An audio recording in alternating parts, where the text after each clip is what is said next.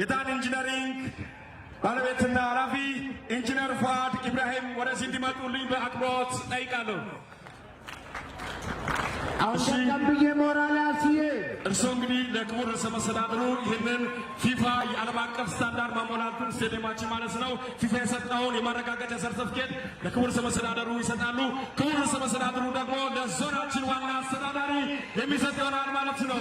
የተከበራችሁ ክቡራትና ክቡራን የሀላባ ዓለም አቀፍ ስቴዲየም ዓለም አቀፍ ስታንዳርድ ማሟላቱን ፊፋ የሰጠውን የማረጋገጫ ሰርተፍኬት የማዕከላዊ ኢትዮጵያ ክልላዊ መንግስት ርዕሰ መስተዳድር ዶክተር እንዳሻው ጣሰው ተቀብለው እሳቸው ደግሞ ለሀላባ ዞን ዋና አስተዳዳሪ ለተከበሩ ክቡራቶ ሙዲን ሁሴን